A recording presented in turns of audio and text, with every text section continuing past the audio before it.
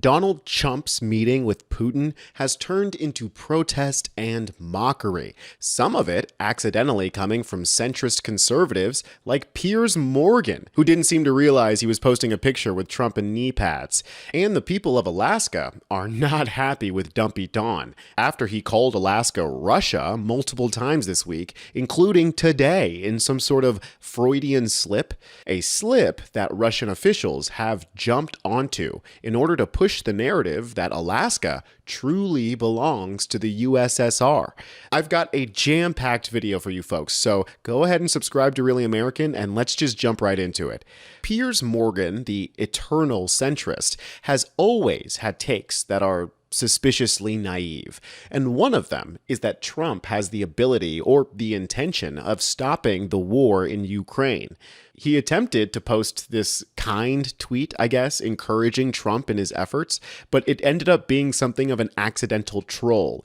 He says, as President Trump lands in Alaska, I wish him the very best of luck in trying to secure an end to the horrendous war in Ukraine. It's refreshing to see a U.S. president who genuinely prefers peace to war.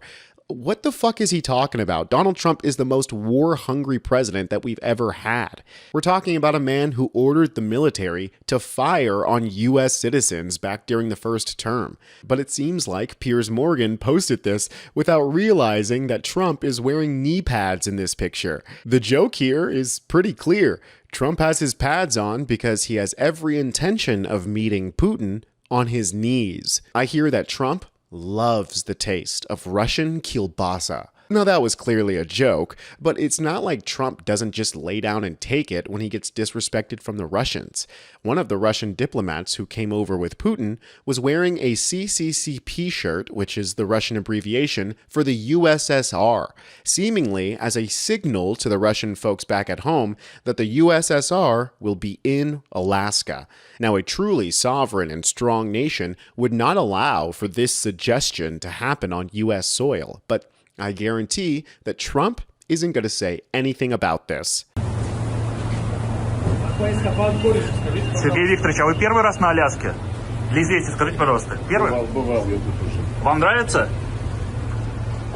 These commenters are spot on. They are literally laughing openly at the US and Trump. They're just rubbing it in our faces, and our spineless, sellout president does nothing. Trump is either bought and paid for by the Russians, or his brain is so rotten that he's literally disconnected from reality. We now have a third example of him referring to Alaska as not the United States. If it's something I don't see a future in, I'm gone. I'll leave. I don't have to do a press. I'll just say, not going to be a deal. I'm out of here. And I go back to the United States. What do you mean you'll go back to the United States? You're in the United States. You're in Alaska, one of the United States. Add this to Trump calling Alaska Russia the other day, and it seems like he's also in line with the USSR. There's something of a soft launch happening here, psychologically trying to prepare the world and the United States for Russia to take control of Alaska. Trump will probably float it in the years to come as some sort of great deal in which the U.S. will get paid way more than Alaska is worth, and then there's going to be a suspicious amount that's funneled into Trump's organization and family business, I'm sure. And I'm just going to give you guys a little spoiler here. Trump and Putin didn't come to a deal when it comes to ending the war in Ukraine. In fact, it appears they barely even discussed it, and yet Trump came to an understanding with Putin about the war. So I'm not exactly sure what the purpose of this visit was, other than for an opportunity for Trump and Putin to conspire in secret. They've had multiple moments, like the one I'm about to show you, in which they spent time together alone without anybody else to put the conversation on the record. The idea that you're not either Secretary of State Rubio or Special Envoy Wickoff aren't in the car giving last bit of talking about it. They had a lot of time in the plane, so that's not exactly lost time. The idea that they're in there without them, I think without adult supervision, if I may be so sarcastic, I think is a bit of a risk. I do think there's a piece of this. This is not the first meeting, so there's a comfort zone there. Here, just a note on the red carpet of it all. I mean, I think it's a visual that our reporters in the region say is just rubbing Ukraine the wrong way to roll out the red carpet for a man who is wanted for war crimes against Ukraine in what might be a negotiation is something that is not going to be received well there. But I will say that Trump does this as he goes into negotiations, in part to make Putin feel welcomed, to make him feel like they are buddies again. And whether or not he uses that to his strategic advantage, we will find out. But it's one that, if Ukraine is our ally in this conflict, is rubbing our ally the wrong way. That's the test. Now, the proud Americans who live in Alaska do not want to suddenly become Russians. They don't seem too keen on Putin's little visit to their state. Hell, I think most Americans, whether you live in Alaska or not, share the exact same sentiment as whoever wrote this message. Putin, go home and take your orange puppet with you. The Trump administration, and honestly, a lot of conservatives nowadays, seem to forget that Ukraine is our ally in this war and that Russia is one of our sworn enemies.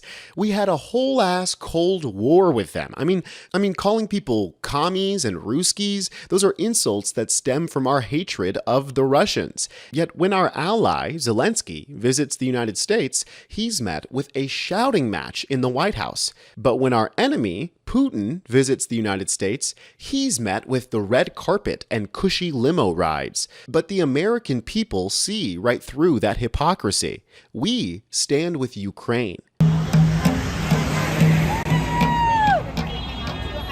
assuming they just want to be.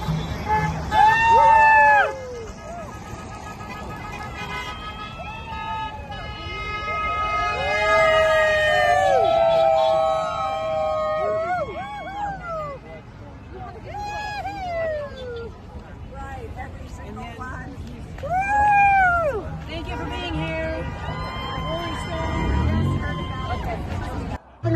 That is okay with this insanity, but we are not okay. This is not normal. We need to stand up immigrants and immigrant rights.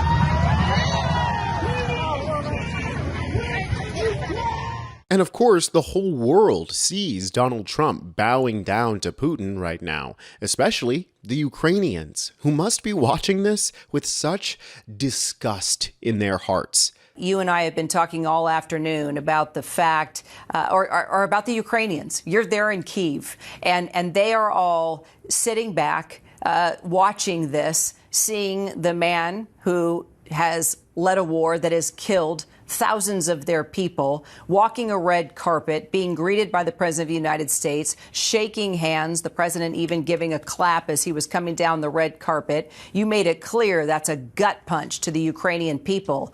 Now, listening to all the analysis and the context after the 2.5 hours of negotiating, and the two presidents come to the mics, and it looks like right now, at this point, we don't have anything to talk about, except that the president says he needs to make some calls, and Vladimir Putin saying, hope you'll come to Moscow so we can figure things out. I mean, it's very confusing. Your thoughts?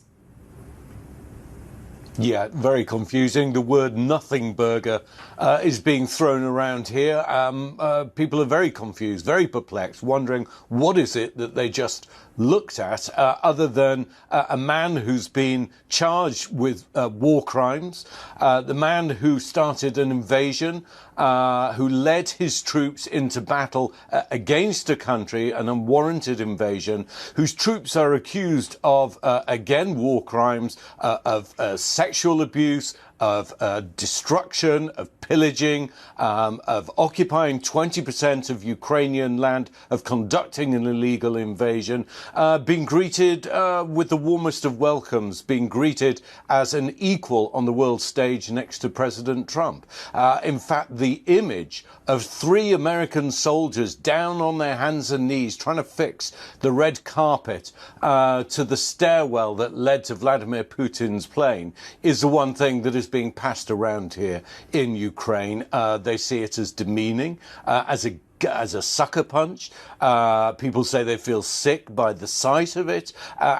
If there'd been something that came out of it that was tangible, perhaps they could swallow it. But so far, there doesn't seem to be. Everybody is confused by this, even Fox News, who had to openly admit that this whole press conference wasn't a press conference at all. Russian president saying he and President Trump have reached a, quote, understanding on Ukraine and had a warning for European leaders not to torpedo the nascent progress. President Trump called the meeting excellent, said there would be more things to come. However, this joint news conference was anything but. It was not a news conference. There were no questions taken by either leader. There were many yelled by reporters there, but we don't have a sense of what exactly is in this agreement or this deal. It seems like it's in the early stages, and we didn't get details about that. Now, I know it's probably no consolation to our Ukrainian friends, but us here at Really American, and I'm sure you guys watching at home, feel the same amount of disgust for our leader that they feel right now. These are dark days for the United States, so it's more important than ever to stay informed. And you guys can do that by subscribing to Really American for all the information that MAGA doesn't want you to know. I'm Tony Hinderman, and I'll catch you next time.